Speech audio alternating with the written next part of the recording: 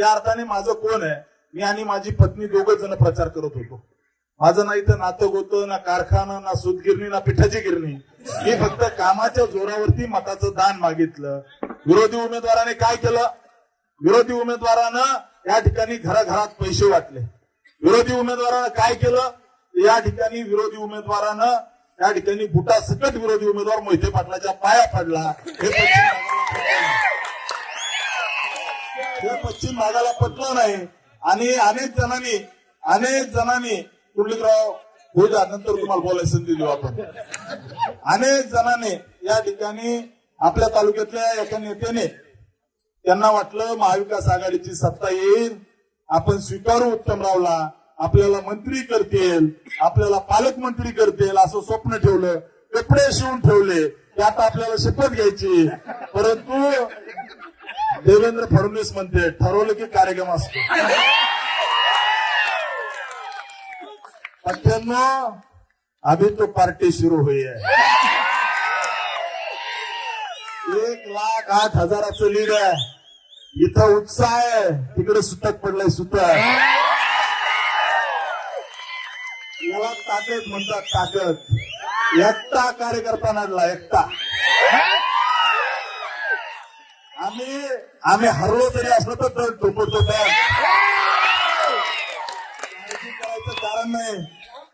शिंगणापूरच्या एक शब्द लक्षात ठेवा, माळशिरस तालुक्याच्या जनतेला मी शब्द देतो, माझं शिखर शिंगणापूरच्या मंदिराकडे तोंड आहे. या ठिकाणी महादेवाची शपथ घेऊन सांगतो, माळशिरस तालुक्याला मी कधी एकटं पडू देणार नाही.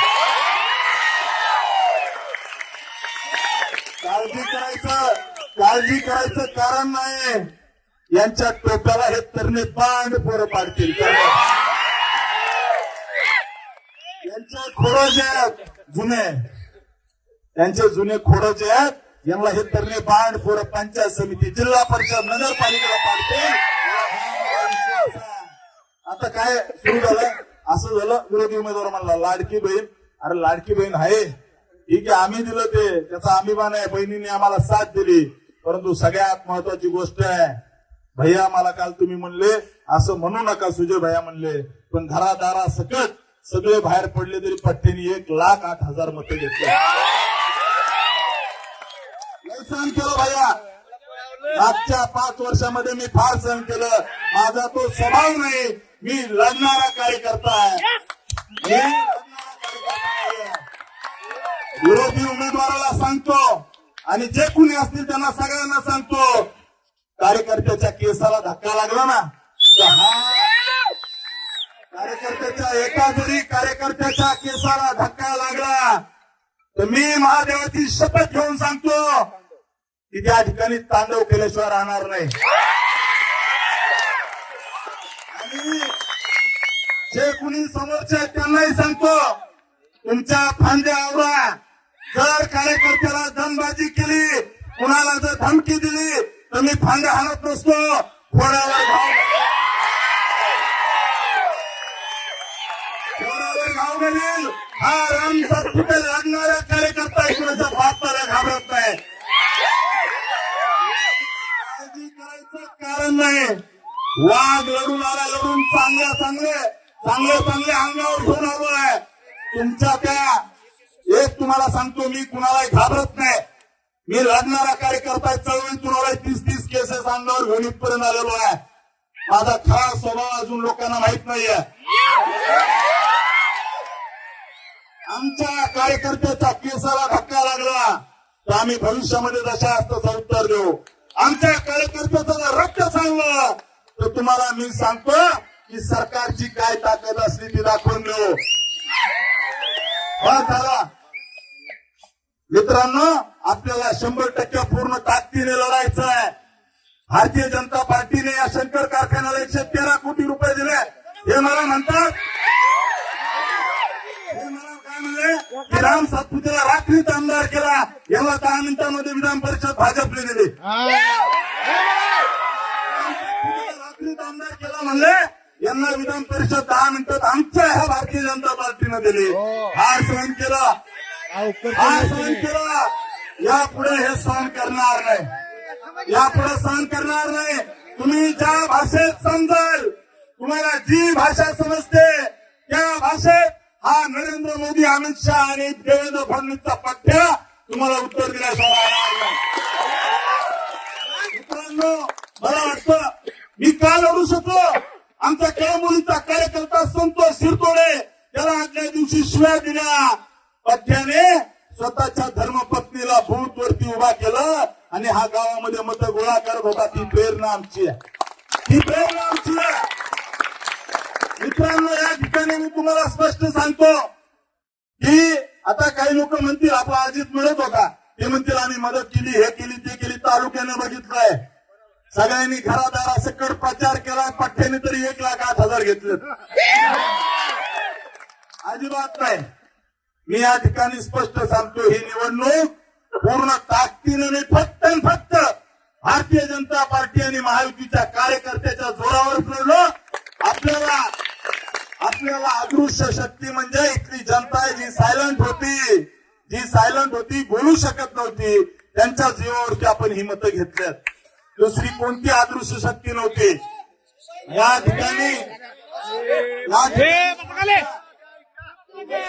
ठिकाणी स्पष्ट आहे मित्रांनो, ज्यावेळेस एक मत असतं, एक मिनिट पुढले किंवा आता तुम्ही शांत राहा.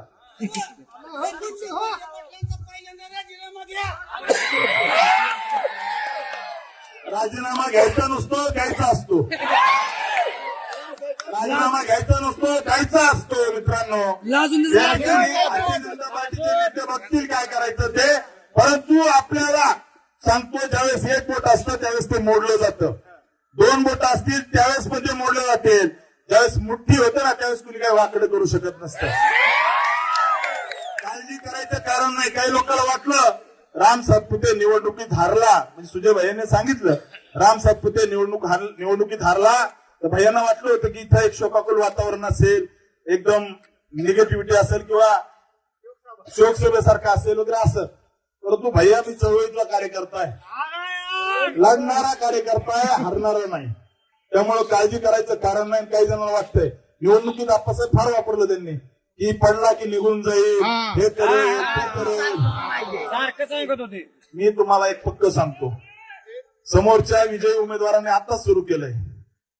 आताच काय सुरू केलंय, हे मत त्याचे मतच पडले नाही म्हणते, मतच पडले नाही असं म्हणते. परंतु असं नाही आहे, त्यांनी प्रामाणिक काम केले. ज्यांनी केलं त्यांनी केलं म्हणायचं. त्यांनी त्यांचं प्रामाणिक काम केलं, परंतु आपली मोठ इतकी पक्की होती की आपण त्या ठिकाणी थोडक्यात राहिलो. परंतु विश्वास आहे मला की आपण जो विजय मिळवला, आपण जो लढलो ताकदीने, जीवानीशी, आपल्या अनेक कार्यकर्त्यांची नावं सांगते येतील. आपला वैभव शाह कार्यकर्ता स्वतःच्या घरून डबा घेऊन जायचा, त्या ठिकाणी तालुक्याच्या कानाकोपऱ्यामध्ये पत्रक वाटायचा. आपला बंडू सोनटके परीटचं छोटस दुकान आहे, सकाळी 7 वाजल्यापासून रात्री 12 वाजेपर्यंत प्रचार करायचा. आपले चेअरमन असतील, असे अनेक कार्यकर्ते ज्यांनी दिवस रात्र आपली मेहनत केली. आपला कार्यकर्ता फाटका होता, पण ताकदीने आणि चिवटीने पळाला. हे खऱ्या अर्थानं आपल्याला प्रेरणा आहे. आणि मी तुम्हाला लिहून देतो, आपलं सरकार आहे, राज्यामध्ये सरकार आहे आणि केंद्रातही सरकार आहे. आम्ही कुणाला छेडणार नाही, आम्ही कुणालाही काही म्हणणार नाही. आम्ही आमचं काम वाढवणार. आम्ही भारतीय जनता पार्टीच्या शाखा गावागावात काढणार, रिपब्लिकन पार्टी ऑफ इंडियाच्या शाखा गावागावात काढणार, त्या ठिकाणी लढती शक्ती सेनेच्या शाखा गावागावात काढणार. आम्ही आमच्या सोबत असणाऱ्या राष्ट्रवादी काँग्रेस असेल सगळ्याच्या शाखा गावागावात काढू. जी ताकद ज्या ज्या पक्षाला लागते ती सगळी ताकद देऊ. परंतु मित्रांनो, आपल्याला आता या ठिकाणी हटायचं नाही, पूर्ण ताकदीने लढायचं, पूर्ण ताकदीने लढायचंय.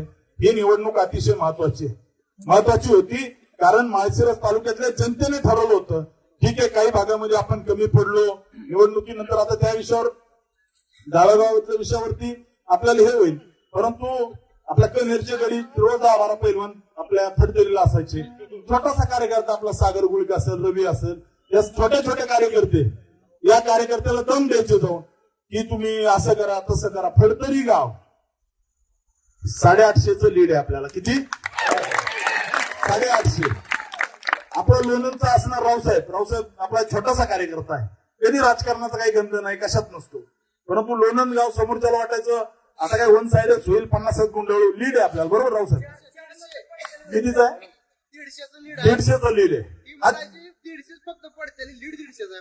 आपल्याला लीड 150 आहे. ही आपली कार्यकर्त्याची ताकद आहे. असे अनेक कार्यकर्ते असतील. आपला पिरळे असेल, पिरळेमधले कार्यकर्ते, पिरळ्यातल्या छोटे छोटे कार्यकर्ते लढले, आपल्याला त्या ठिकाणी 65% मत आहे. फोंडशिरस मधला एक पुढारी, फोंडशिरस मधला आपला एक पुढारी, तो आपल्या कार्यकर्त्याला रोज दम द्यायचा, तुझं बघून घेईल, तुझं हे करील, पाईप फोडीन, रस्ता अडवीन. आपल्या कार्यकर्त्यांनी तिथं 1100चं लीड दिलं. किती? आणि नातेपुतेमध्ये आम्ही तुम्हाला 2000चं लीड देऊ वकील साहेब म्हणून लय मोठे पैसे आणले तिकडून. नातेपुतेमधल्या एका पुढाऱ्यांनी लय मोठे पैसे आणले. त्या ठिकाणी रुपयातले त्या ठिकाणी 12ने जे ते खिशात ठेवले, 25 पैसेच वाटले. परंतु तरी पण आपण 2000च्या जवळ लीड घेतलं. ही नातेपुते 2130 मताचं लीड नातेपुतेमध्ये घेतलं. अकलूज मधला आपला महादेव कावळे सारखा कार्यकर्ता असेल, निलेश असेल, छोटे छोटे कार्यकर्ते, सुजय भैया सारखी ताकद आपल्या सोबत उभा राहिली, जयराज भैया होते, या सगळ्यांनी ताकद दिली म्हणून अकलूज मध्ये आपण अतिशय चांगली मतं घेतले. दहीगाव असेल, दहीगाव मध्ये 1000चं लीड भेटलंय. गुरसाळेगाव 500 मताचं लीड आहे. 500 मत. चांदापुरी मधून चांगले मतं पडले. आता सगळ्यांची नाव सगळ्यांना माहिती आहे, येईल व्हॉट्सअपला सगळ्यांना.